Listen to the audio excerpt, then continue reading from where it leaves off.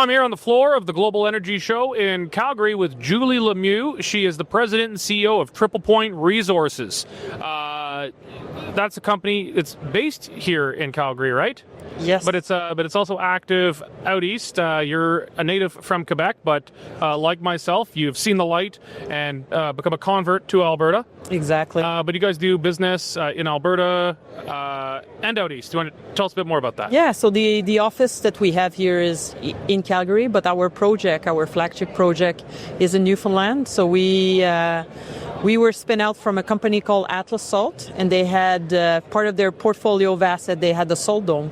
And they are focusing themselves on their salt mine for road salt, and they wanted to maximize the value for the investor with the salt dome. And they were starting to have phone calls from different companies to see what they can, if they can use a salt dome. So we decided to spin that out, and we created Triple Point at that time. And now we want to maximize the value for not just for investor, but what we can do with this asset. And salt mines. Yeah. The salt mine was on the Atlas Salt. For us, we want to store energy. Yeah. So that's a little bit different. But salt cavern has been used in the oil and gas industry to store oil, to store gas since the 60s. And it's very important in the oil and gas sector as midstreamer will use it to stockpile, to create reserve, to trade commodities as well. So in the hydrogen sector that is expanding now, and for the expansion of renewable energy, there's no better way of storing energy than building those salt caverns. So using an oil and gas technique for renewable, storing compressed air and hydrogen, that's very unique. And that salt dome is in Newfoundland. It's the only one that we have in Canada. So having a salt dome, domal salt is very different than the type of salt you have here in Alberta, as an example, or in the Sarnia area where it's just a layer of salt. For us, it's domal salt, so the thickness of the salt deposit we have is very important. And you can build way larger cavern, and you can store more easily hydrogen in it. The smallest molecule having salt that is very tight, that makes it very interesting. And for us, it's a proven salt dome. We've tested the salt from it. We have a lot of core from the past, so we know it's a secure, proven asset ready to support the industry. We were chatting a bit about our fondness for Newfies before we started rolling here. I was saying some of my favorite Albertans tend to actually be Newfoundlanders. They have the faith of the convert because they've chosen Alberta. Like you came from Quebec. I came from Ontario. What's the difference between your projects in, say, Alberta and Newfoundland? Newfoundland's offshore for all of this kind of thing. What's the difference in the technology and the kind of caverns? Well, it's not that different. And the salt dome is in Newfoundland, just under the Trans-Canada Highway, 30 kilometers from the ocean, 30 kilometers south from the town of Stephenville.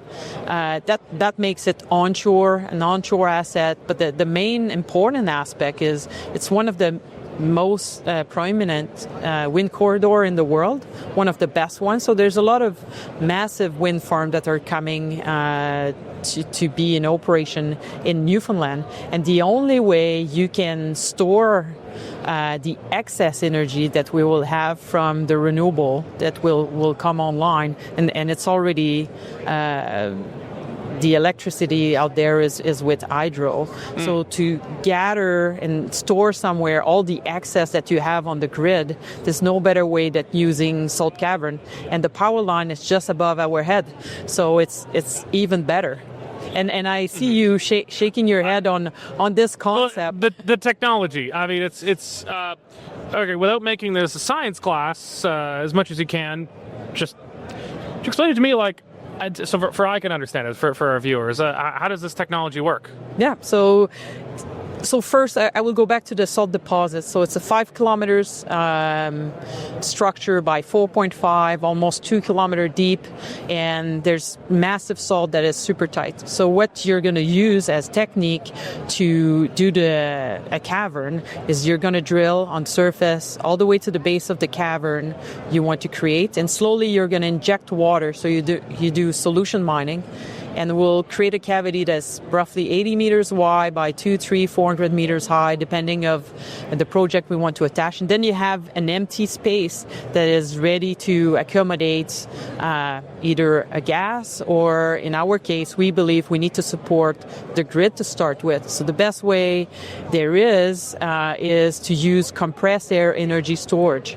So those type of projects have been in around the world happening, and basically it's just that you have compressor that activate when there's excess power on the grid, and the more excess power, the more you activate these pumps on the ground, and it just pumps air and it compresses it on the ground.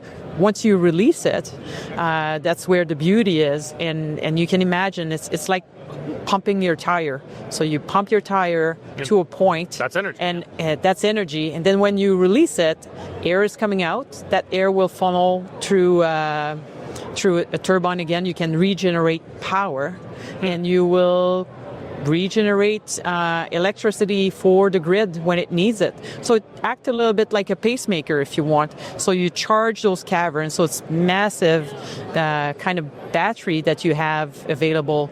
Then once you have one cavern, you can build another one and another one. And we can build 20, 30 of those caverns over time. So it will be an asset. You said they're like 5 kilometers? Yeah. Like, how big are these things? 5 kilometers by 4.5 kilometers, 2 kilometers deep. That's the deposit itself. But the cavern inside, it's like little candle that you will have inside. Oh, so it's a bunch of smaller caverns within it. Exactly. Okay. So, and there's a lot of rules and regulations. That seems to be important for safety, I would imagine, because that'd be like an atomic bomb stored up of compressed air.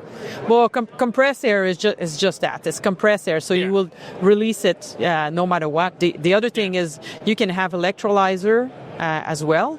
So when there's excess power, you can electrolyze it and store the hydrogen on the ground. And what we believe is because of the wind corridor, we can have a clean energy reserve for Canada. And we can have our own energy reserve that will be clean. That's something that is different from like in the US and Germany and France. They store reserve of oil on the ground in those salt caverns. Like the US, they have enough oil in those caverns to be able to provide oil for the entire U.S. for many months. We can have strategic reserve, yeah. Exactly. There's strategic reserve. So you have the same thing in different countries. We don't have that here in Canada. But I think with the call that we have to bring project of national importance, that brings another aspect of what else we can do to become a superpower. This is it. I think for Atlantic Canada, having that reserve and that we can use for ourselves. And I know some people believe in the hydrogen, some other don't. And on top of that, you can have the export. Well, the export is just above our heads. You regenerate power and put it on the grid for us Canadian and bring more business in Atlantic Canada. How many of these projects have you guys got going? You've got one big one in Newfoundland. What about or on the rest of Canada? We are laser focused on that one in Newfoundland. That's the having a salt dome. Like I said, it's very different here in Alberta. You have smaller cavern, so we try to find the right partner to develop this one. And we have a lot of people around. There is a lot of projects that are very similar inside, like ACES Delta in Utah is a massive project where you need to do something with that excess energy, like wind and solar. It's great when there's a lot of wind, and it's great when there's a lot of sun, but what you do when it's not there? You need to be able to harness that energy. You can use battery. They will be depleted pretty quick. But salt cavern bring the answer for really long-term storage when you decide when you want to release that power. So you create renewable on demand. That's the magic with using. That would seem to be a game changer because storage, exactly, getting that energy when it's needed.